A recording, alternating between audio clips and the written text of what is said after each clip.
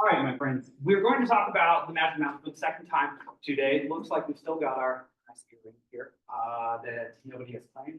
I don't think it's a real crow. In any case, we're also going to talk a little bit about the rubric for the final essay, a couple of places where one can get caught up, as well as I'm going to lay out for you a way to earn 4 extra points. And I may have to change pins at some point here. I'm going to do it right now and throw this one away. Next Monday being the Monday before our final essay is due on Wednesday, December 2nd. I'm going to talk about an additional way to have made, acquired extra credit. It is an invisible secret way that I have not mentioned during the course of the semester. It is something like a Christmas present. Though like Christmas presents are supposed to be, it will be to some extent determined by your own choices and actions. You will understand what I mean now, cryptically speaking, then in a week. All right, a couple things. Note that the final essay is 5 pages long. The first essay was 3, the second was 4, the third is 5. If you look on the syllabus, it says 3 to 4, 4 to 5. The syllabus is less accurate than the rubric is. The rubric is the most accurate, most sophisticated document. Follow the rubric. If there's ever seeming inconsistency or something seems to have wiggle room on the syllabus, but it has no wiggle room on the rubric, follow the rubric. Rubric is the most official thing. Next thing, a lot of people have been forgetting to align their fonts. When you work with a running head and you go into the heading section, it may very well be the case that the natural font is Arial. It may also be the case that when you establish a page number, it's in Arial and you're writing your body paragraph in Times New Roman. You can change the font of the page number. You can change the font of your name and the running head, and in fact, you must. It looks shoddy and amateurish when there are multiple fonts on a page unintentionally put there. They look very different from each other. It stands out. You were asking about how to quote from each text. This is how I want you to quote from these texts. Cervantes, page number, Faust, act number, part or act number rather, / line numbers, Dostoevsky, page number, Joyce, page number, Mann, page number, Wolf, page number, Joyce. Yes, there are line numbers that are there. And so if I did not give this to you, yes, I would want line numbers, but I'm not asking for those from you. But again, I'll say this. If you are not using the Gabler edition that we are using in this class, make sure that you cite it appropriately. Because if you're giving me a page number from the edition that we're all using and I go to check where the quote is, it will be there, so long as it's accurately cited. But if you're using a different edition and you do not accurately quote where you derived your, or tell me which edition you got your quote from, and I look in the Gabler edition, I do not know that you used a different edition because you didn't cite it accurately, that will look a lot more like plagiarism to me. But that's it, just page number. Don't make it harder on yourself than you have to, but do make it as hard as it needs to be. That said, a couple things just about formatting. Remember, this is your most important essay. This essay is worth the most and is the one that I would like for you to focus the most on. Remember that I do not want more than 1 error per page. That includes font errors, that includes formatting errors, that includes even getting things wrong like I have wrong here. Notice really closely their editing. What's wrong with the 4th part of the heading there? 4 December 2024. The date is correct, but there's a formatting issue with it. Some of you have run into it. Add notes on your essay about this. What is it? That's right. Any month with 5 or more letters, we abbreviate down to 3. So technically, this is for Dec 2024, and you do not have to have a period after the Dec. That's not something I would take points away from you for, but that'll look really good if you get that right. It will look like you were really focusing and putting your effort, putting in the effort. In terms of quotes, I would say I think the best writing involves first page, introduction. Remember that an introduction lays out your thesis statement. gives a little bit of background. You don't have a lot of time in a 5-page essay, but most importantly, something I continually miss is laying out the structure of the essay. And you're just doing this in outline. What you say near the end of the introduction is, say you're going to have 3 major points or 4 major points or 5 major points, which will turn into 3, 4, or 5 body paragraphs, is I'm going to talk about A, B, C, and D, and through talking about or arguing A, B, C, and D, I will prove my point thesis. So keep that in mind. When you are writing your body paragraphs, just like with your introductory paragraph, you want a good topic sentence that relates to what you're talking about. In this paragraph, I will prove that Don Quixote was deluded and there was no magic into this. A declarative statement like that. Sometimes people use question statements as well, interrogative statements. Those can be good as well, but I like declarative ones as well. It lets me know the person knows what they're going to talk about and is firm in their convictions as an author. That said, after the topic sentence, make sure to set up your quote. You might have an actual quote. You might just describe to me and paraphrase the situation. Even if you are paraphrasing, it looks more professional to cite the page or line numbers from which you are paraphrasing. Let me say that one more time. Even when you paraphrase, give a little bit of summary. If you cite where you got that information from, even though you are not directly quoting it, that makes it look like you put the effort in to look through the text and make sure that the quote that you are including or the part of this text you are including is in fact the best part to include. Direct quotes are often a little bit stronger than paraphrases. When I can see for myself exactly what the author says, it's easier for me to see that your analysis is dead on the money. It's also sometimes easier for you to argue what it is you want to argue when you are looking at the quote itself. Something I ran into with many of the essays was that students have a good idea of what a masterpiece is from the nature of the course at this point. They've started to absorb these thoughts, but the quotes that they use to define masterpiece are wanting, are lacking. They don't have the nuggets or the individual pieces of detail necessary for the student to really make the argument they want to. So make sure that, so quote when you can rather than paraphrase. And when you quote, make sure that your quote says the things that you need it to say in order to argue what it is you wish to argue. Don't try and force the quote. That doesn't work. If you have an idea that a masterpiece is a work that has a transcendental value that lasts beyond or that goes beyond national boundaries or linguistic boundaries, make sure that your quote defining masterpiece says something along those lines. If it talks about, say, length, you're making a point about the power of the prose, those don't go very well together. Okay. All that said, I'm saying this is the intro page. These are the next few pages. These are our 5 body pages. And now, where do I want to draw this? I'll make these smaller, change the scale like I'm minimizing, and show you how I want to get a little bit of extra credit. I haven't really been looking. Are there any hands up, any questions so far? This is a good time to ask questions. I know I'm laying this out pretty quickly. All right, how do we get the 4 extra points? So here are our body pages, 1, 2, 3, 4, 5. Great. And then the end. You don't have to say the end or finish or anything.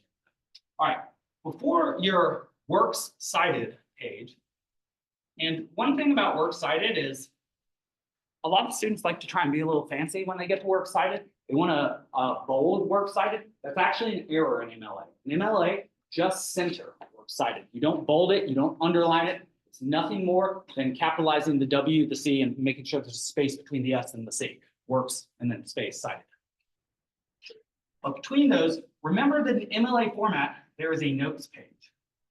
We don't have much use for this notes page except for in acquiring 4 extra points of credit. So what I would like here on the notes is for you to take 1 to 4 of the pieces of feedback that I gave you, either in the summary feedback where I try and number it, or what you consider substantial feedback in the body of the essay itself. So you know that I give you a numbered list of things to improve on the essay at the end on the Turnitin site. but I also give you several notes throughout the course of the essay. So if I only give you really 2 major points of summary at the end, then you are welcome to use one of my more substantial common comments from the page itself. And you know that those comments are all over the page. You just click on little squares where they exist. If you're having trouble with that, we can talk about that.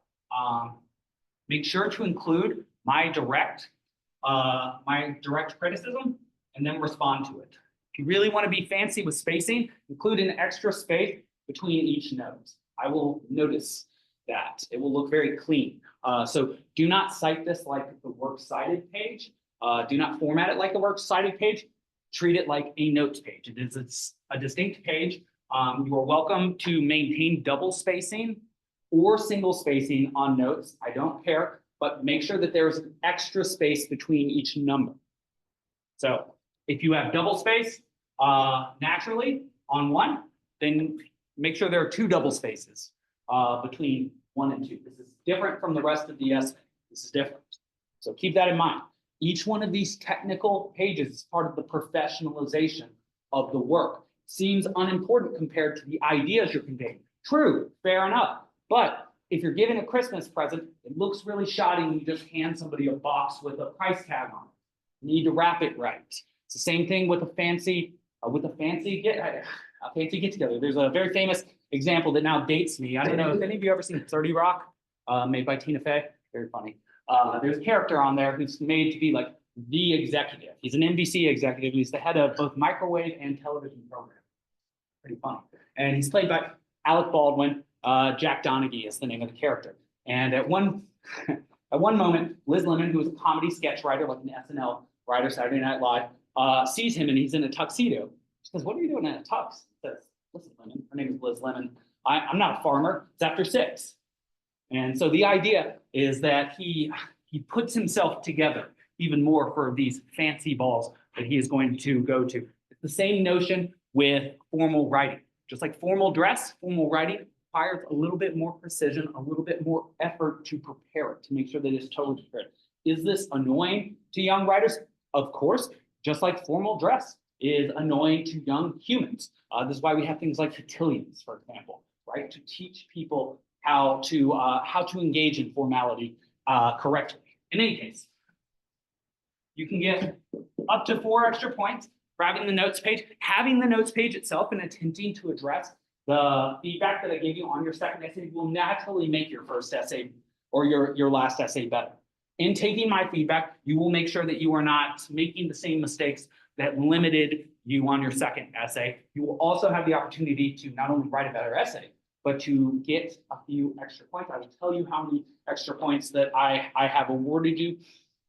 I would say the average is usually 2, but I will give up to 4. I'm not persnickety about that. I offer what I'm willing to give, not what I'm willing to give a part of.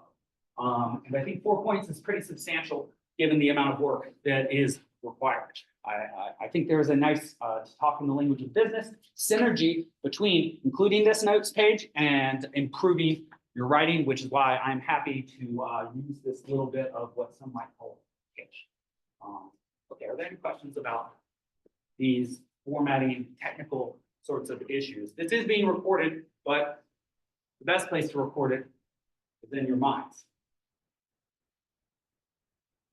Okay, before we move forward, any last questions? Don't have to be big questions. Small questions are often the best questions. Okay. Last time we started talking a little bit about the Magic Mountain, and we got to the major themes. Right when we got to the major themes, our time was basically up, and I had to read them very quickly. But let me read these a little slower this time around, and let's take a little bit more time to indulge in the Magic Mountain, because if the pace of this class, if the pace of Don Quixote, if the pace especially of Ulysses, is frenetic, it's frantic, it's fast, it's out of control, it's to some extent supposed to represent the pace of the modern life and the developments that are happening over and over and over again. How does one get one's foothold in a time which is moving so fast? Well, the Magic Mountain goes the opposite direction, like the beat poets who encourage people to drop out and to move away from the direction the society was going, so does Hans Castorp choose to make his escape to the solitude of the Berghof Sanatorium at the top of the mountain in Switzerland, rather than to take on his role as an engineer working to build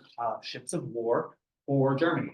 Something in the context for this particular book is very important, knowing that 1907 and 1914, Germany was, though we did not know it, and not just Germany, but Europe and the world itself is heading towards war, is that there are indications that one can find in this text. One knows the history to see the darkness that is looming ahead. Sort of, if you've ever watched the prequel trilogy of Star Wars, and you see Yoda CGI, a little bit cheap, not the nice Muppet that Jim Henson had made in the original series, something more lifelike about Muppets than even CGI. He says there's a darkness in the future that I just can't see. And so,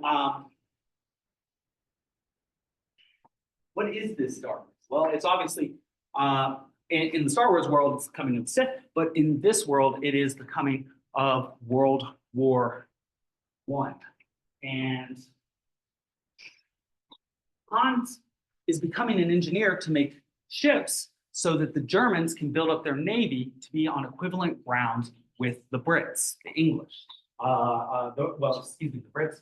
You know the Brits. Britannia is, and we've talked about this a little bit, Wales, Scotland, Northern Ireland, and England. They're also the British Isles, the Isle of Man. But these, Britain and Germany would, at least by World War II, at World War I, be enemies. So something in the very first chapters of this book, when we find out that Hans Castorp wants to be an engineer, he's going to work to help build ships, is that he is already part of a national attempt to build up the military of Germany. This in itself suggests what?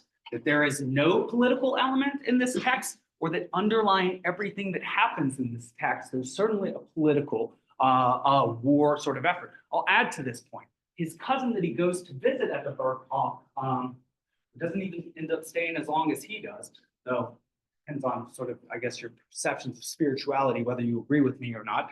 Talk about that later. He himself wants to be a military man. And so this family has a young man who wants to be an officer, and a young man who wants to be an engineer who helps to build up the Navy. So we're seeing that the young men, as they are represented by these two protagonists, or this protagonist and this protagonist, their careers and their lives are ostensibly supposed to be, or are going to be, devoted to building up the machine of war of their people. And so what does it mean for, well, Joachim to become sick, physically sick, and to have to retreat to the Berghof, and Hans Castorp to become sort of physically sick, but more morally sick. He sort of becomes disoriented in this snowy, timeless place, and he loses his way, as it were, like somebody afflicted with lotus for many years. In any case, I said I would read these themes to us and talk about time and the subjective nature of it. I think you're going to run into that a little bit during this break that we have. Perhaps 3 or 4 days that you're home, or the 5 or 6, will seem like an eternity, but then by the end of it, you will think, it really went by so fast. I want you to think about how time passes when you're doing something that you enjoy as opposed to something you don't enjoy. When you think about things like, how does an hour pass? How does a minute pass? How does a year pass? People often think that days pass slowly, but years pass quickly. Why would that be? Do we have an organ that can perceive time? How do we perceive time? And is it because humans perceive time so poorly that we're often caught off guard by things that change on account of time? Something you may notice is that a lot of our lives are oriented by the change of the seasons, things that let us know that time is passing. Blossoming of various flowers, the release of certain pollens, if one is sneezy, and also, of course, the changing of the length of the days and the temperature outside and the nature of the activities that one can engage in. Except down here in the South, where it stays, pretty moderate most of the time, except on the Louisiana Marathon day, when it always becomes brutally cold. Anyways, time and the subjective nature. Joachim and Hans's discussion about a minute, while Joachim is measuring his temperature. This is something very interesting. So the characters in this text, they take their temperature several times a day. They each have their own thermometers that they've bought. And they take their thermometers, a number that occurs over and over and over and over and over again in this text is 7. They take their, Hans Castorp is supposed, he stays here for 7 years. The week is comprised of 7 days. When the people put thermometers in their mouths, they do it for 7 minutes. There's several more 7s too that I think I have listed here somewhere, but they'll come up. In any case, think about sitting with a thermometer in your mouth. How many of you have had a thermometer in your mouth before, taking your temperature? Or it's like pretty uncomfortable, and like your mom saying, "Get under your tongue, get under your tongue." You're like, okay, that's really uncomfortable. 7 minutes just sitting there with something in your mouth, not really doing anything. It take a long time. I mean, even imagine you don't have your phone with you. You don't have a TV in front. You're just sitting in here. You don't have a friend next to you to say things while you're like, you know. But when you're sitting there idle, bored, think about time, because I think you're motivated to try and make time move faster. And yet, can you make time move faster, or can you just distract yourself in order not to observe the actual length of time that passes when you're engaged in something? This is why I tell, you know, if you want to get through something, focus. Don't give up, folks. When you stop focusing, that's when you notice time. When you're focused on something, that time just passes. So take that, test that proposition. It may help you. In any case, is time measured by subjective experience, the subjective experience of its passing, or by objective instruments? What makes time what it is? I know it seems like a ridiculous question. You think, well, you know, you only have so much time on this earth, you're going to die, and we can measure this in terms of years and months and minutes. And yet, sometimes seem longer than others, sometimes seem shorter than others, regardless of the objective amount of time that's spent indulging them. And something perhaps you may notice about your own life is that things that are worst and best in your life have no determined amount of time in which they exist. The best parts of your life might take very little time. The worst parts of your life might take a lot of time. And yet, you might still balance them out against each other, given the pitch of feeling. So, like, say, is there an equivalency? If you live 20 years depressed and resentful, like, say, the Underground Man, could that ever be equivalent to, say, a year of happiness? A month of happiness? What about a day of happiness? What if you reversed it?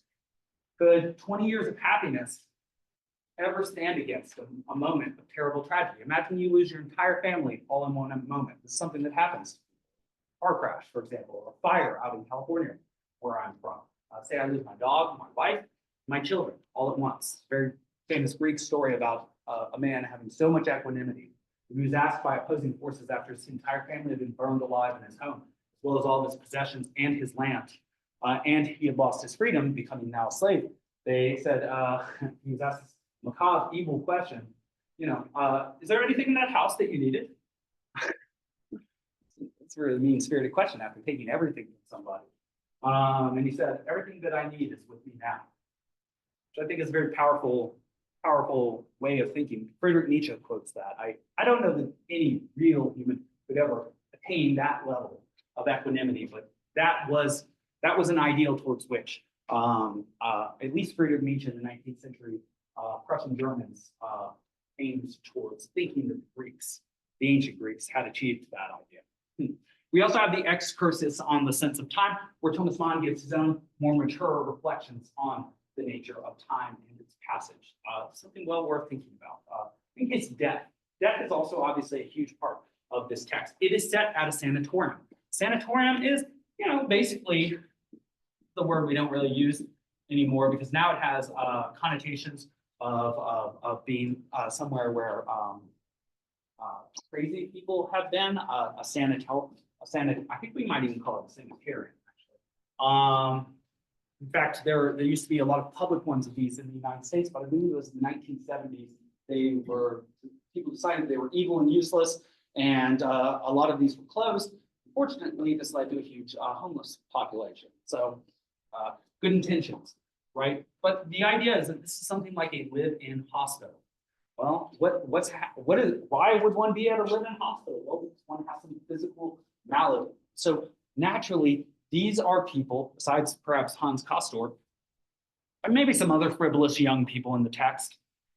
It's a place where people are physically ill. Physical illness that requires one to live in a hospital is usually pretty serious. And particularly, this is a very deadly disease that the one they are dealing with here is one that afflicts, I might have misspelled it, yes I did, need to not get ahead of myself, tuberculosis. See that nice Greek ending, the SIS, Genesis, Genesis. It afflicts the lungs, tuberculosis. And in fact, as I told you in the last class, there are several characters that in fact have one of their lungs flattened in order to allow it to rest, so that the other lung can breathe or rather, can be used to breathe, so that the initial lung can rest and recuperate. It's a nasty disease. Lung diseases are nasty diseases. I'm not myself a physician, but my wife, a physician, has often told me they're so delicate and weak. Don't mess with your lungs, as it were. In any case, the very nature of the setting of this text suggests that death is going to be a big part of it. And whenever we're thinking about time, especially as mortals, death is part of our thinking. Just like life and birth, things that come to be also pass away, says the great logician Aristotle. Mental, physical, moral lassitude, also very deeply connected with the idea of being at a sanitarium. And I call it a sanatorium here. The sanatorium treats tuberculosis patients, many given to base corporeality on the mountain. Remember that people like to flirt. They like to get into card games. They like to gamble. They like to go down to town. They like to indulge in music. Hans Castor himself becomes sort of a charlatan amateur biologist for a while. He gets into studying the body, but he doesn't become a physician.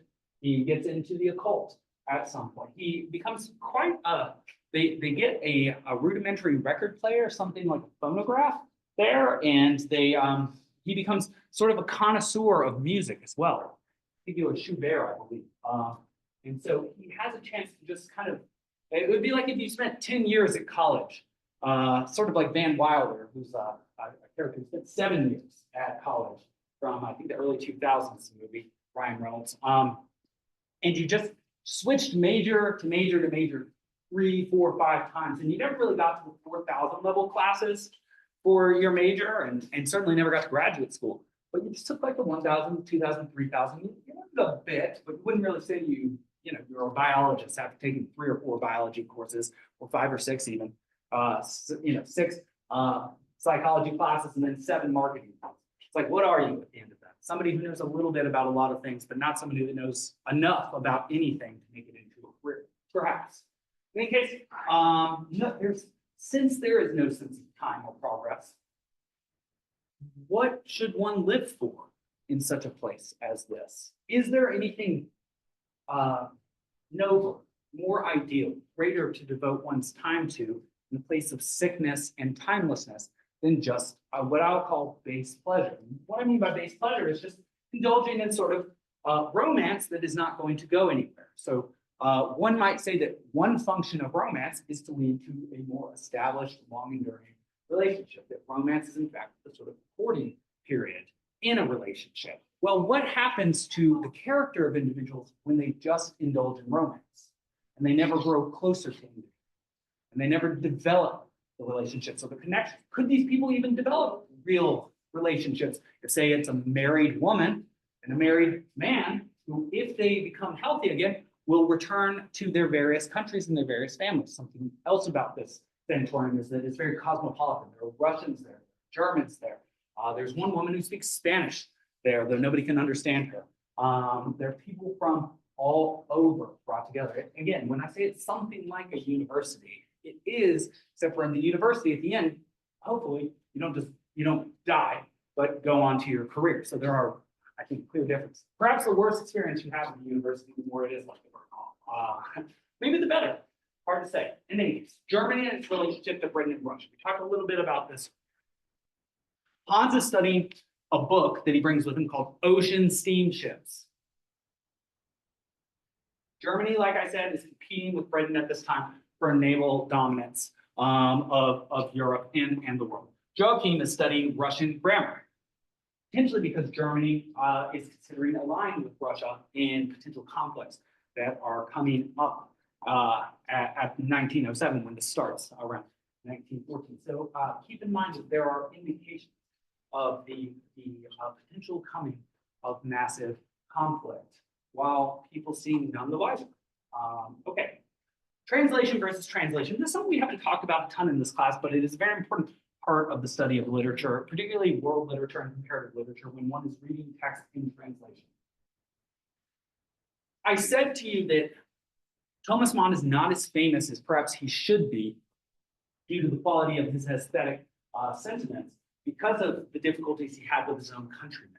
He was himself anti-Nazi from the beginning, made many of his countrymen, particularly intellectuals, look bad and claimed that they could not have done anything other than have turned to National Socialism, and they did not know the evils that would come from it. So there are perhaps not as many translations of Thomas Mann's work as one would expect, given the fact that it's now been around for 100 years and is considered by some a masterpiece. But there are two major English language ones that most readers of Thomas Mann in English have encountered.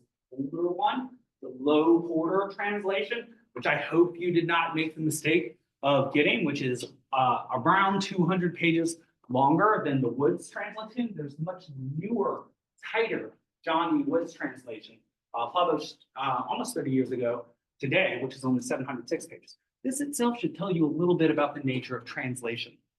One is 706 pages, one is 900 pages. They're not distinctly different, major differences in margins and sizes of pages at this point. This has to do with the art of translation and well, the philosophy underlying the Low Porter translation. And this is something you should know about High German.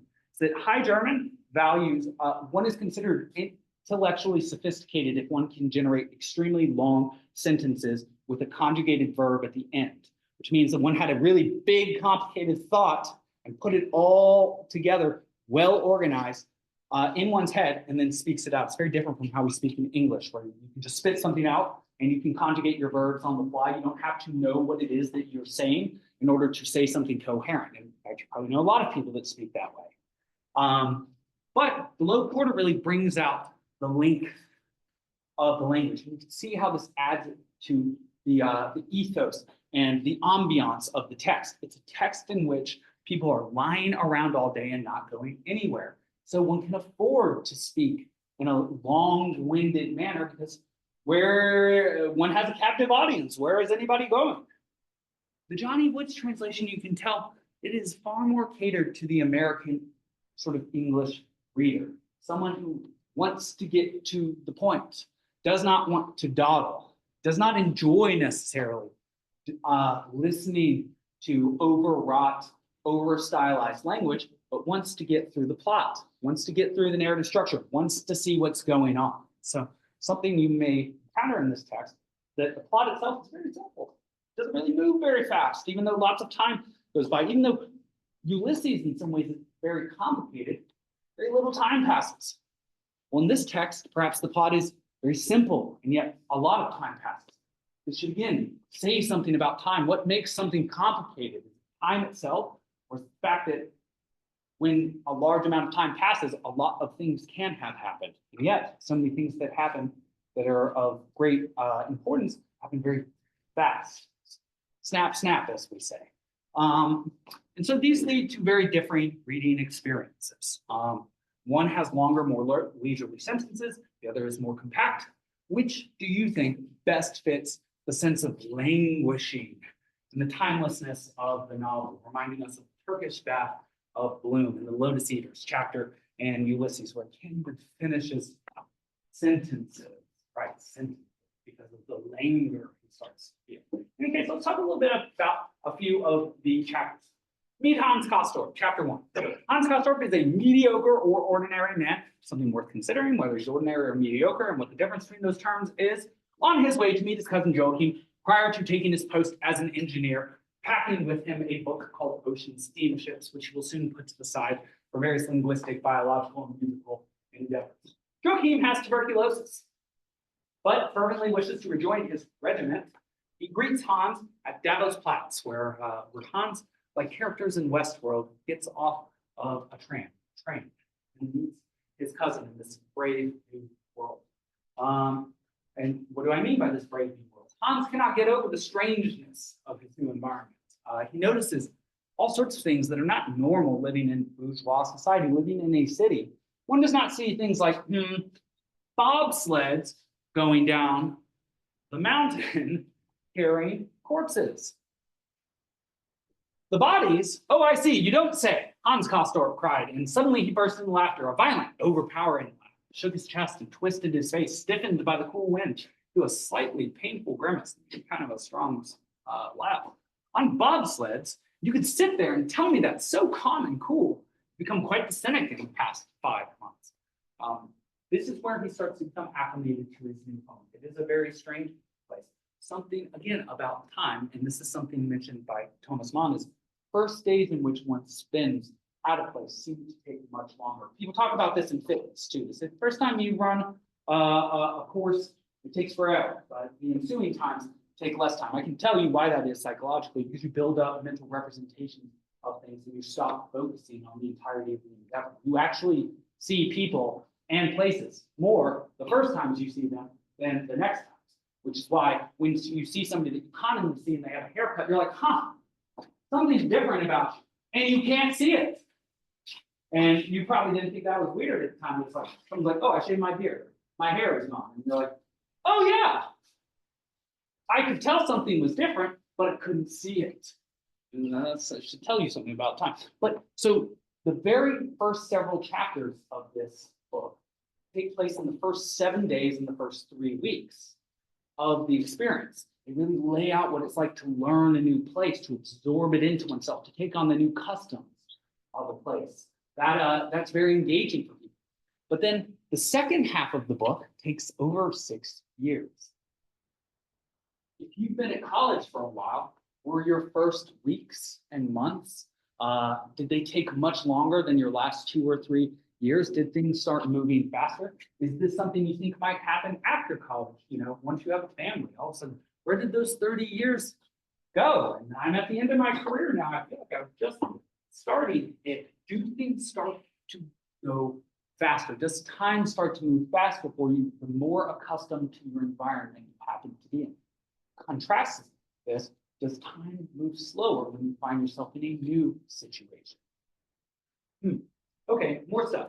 He has a new room, 34. There's 7 again, 3 plus 4. That was just occupied by an American woman who he is told very cavalierly by Joachim has just died the week before he gets there. This is imagine moving into your dorm. Somebody just died there a week ago, but we fumigated it. It's nice and clean. You would probably think, oh my goodness. I don't know if you've ever lived somewhere that somebody died. I did once. It was a bit strange. It's a bit strange for somebody that had very sadly committed suicide. So it's even strange, right? Folk notions about ghosts and things seem a little bit stronger in the wake of tragedies like that. In any case, he also hears there are constant signs of death. And here's a little Latin I wish for you to know forever. You know about a memento, right? That's something you get that's a souvenir. You go on a break. That is only part of the full expression. Mementos are memento mori. I know what a memento mori is. It's a reminder of death. So what is a memento mori? Well, like if any of you are Christians, and you go places that have crosses, you know what happened on crosses with the Romans, right? People were killed on them. Crosses are memento mori. They are reminders that people die. They are reminders to live a good life. Well, there are constant reminders that one's life is short in a sanatorium, in a hospital, and in particular in a tuberculosis one where one's lungs are afflicted. What do you think is a huge symptom of having lungs that are infected? Something you can't keep from anybody because you're making noise constantly. Probably had your lungs a little infected before. They're in a respiratory infection. Or to cough. Well, coughs can be really, really nasty. There's this Austrian horseman who's just described as the Austrian horseman.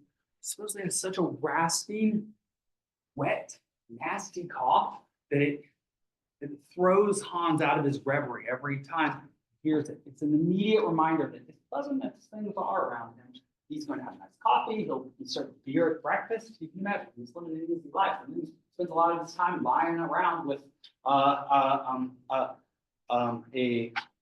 do we describe this? A sleeping bag. There we are. A sleeping bag wrapped around himself. I need to go camping more often. But then you hear things like things that you cannot help but observe the connection between that sound and the presence of death in a place. So death is all around him. Bobsleds, the place he just stayed. This terrible coffin. In fact, he the opposite of death in some ways. I think in Freud's life instinct and the death instinct is the two bad Russian sections. There's a good Russian table and a bad Russian table. Oh yes, there are also 7 tables that people eat.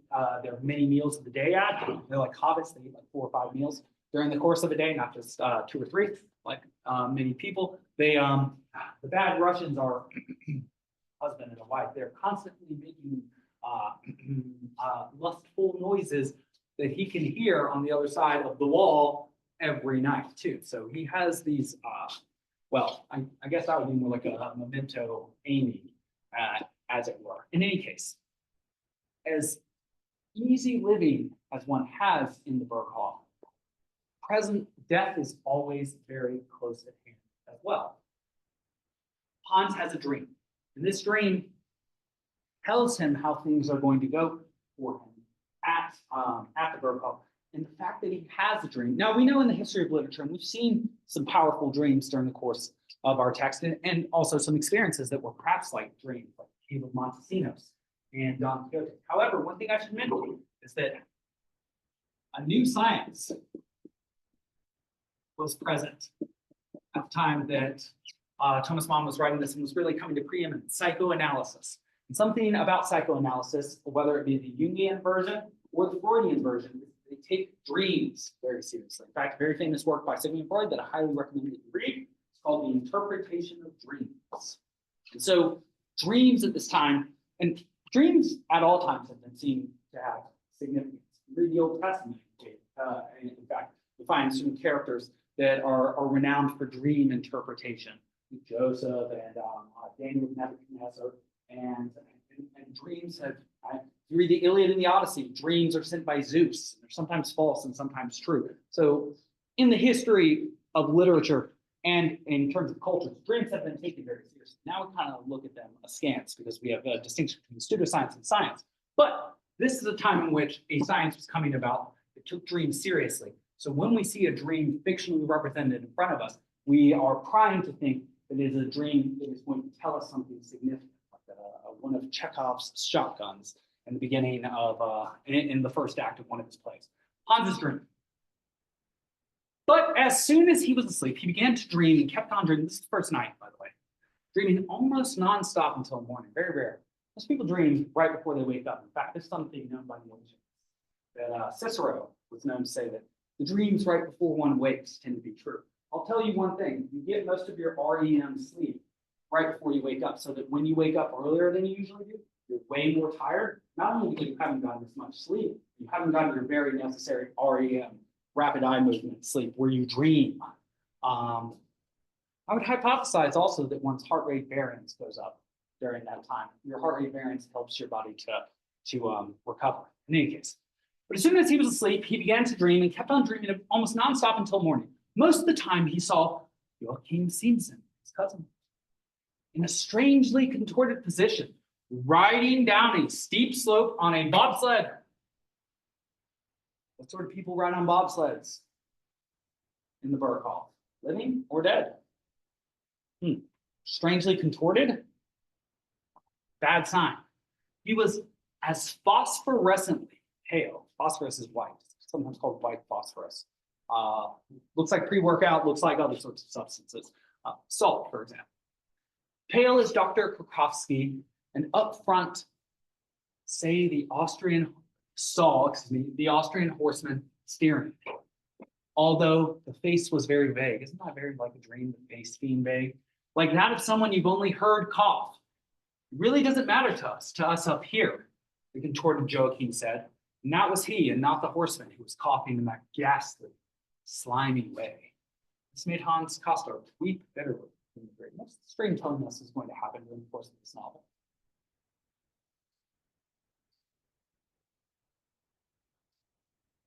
Saying that Hans's cousin, Joachim, who is like 21, 22 like he is going to die. He's going to die of this tuberculosis. Now, this Hans's dream, not Joachim's himself. Perhaps it could be wrong.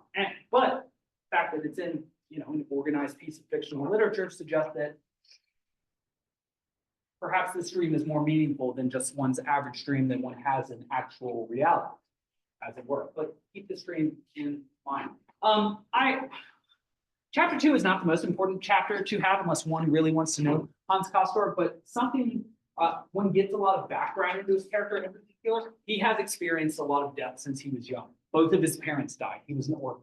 His grandfather then took him in. His grandfather then died. He has seen death over and over and over and over again. What do I have here?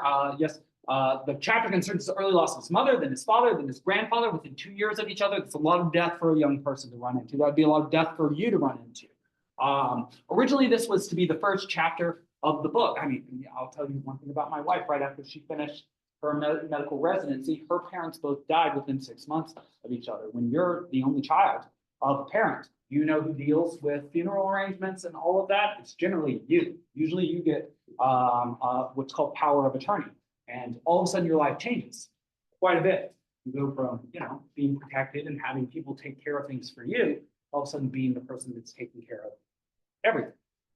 And this happens at different times for everybody. It still has not happened to me with my family, so it's in the process of happening, but it has happened with my wife's family. This happens at different times for people. Hans's thoughts on death itself. Analyzed and put into words, his feelings might have been expressed as follows. Oh, there was something religious, gripping, and sadly beautiful, just to say spiritual about death. And at the same time, something that was the direct opposite, something very material, physical, one could not really describe as beautiful or gripping or religious or even as sad. You remember the slimy, nasty cough of somebody. And this is something that comes up, a debate that Hans Castorp has. Is illness ennobling or denigrating? At first, he has sort of a notion that, once you're ill, can't you sort of focus on spiritual things and aren't you released from the pressures of everyday existence? Perhaps. But when you're ill, are you necessarily focusing on religious, philosophical issues, or are you more tied to your body? Do you lose your ability? Do you lose your energy to go about? Do you lose the desire to eat nice foods? Depending on, say, if you have a cold or a fever, do you have to administer more and more to your body than you generally do? Do you have to give your body more concern than usual? Is there something that takes you out of the world and puts you directly into your body when you are ill? This is something I think about a lot because, one spends one's first 15, 20 years of one's life sort of booting up and then living. I wouldn't want to spend the last 15, 20 years of my life booting down or just, in the Berghoff, for example. I would want to, use those adults that are so important. In any case, we'll talk more about this next Monday. Remember that next Monday is another important day to be here in terms of thinking about formatting and extra credit. Happy Thanksgiving to all of you. I very much appreciate you being here. And I'm looking forward to seeing your work next Wednesday.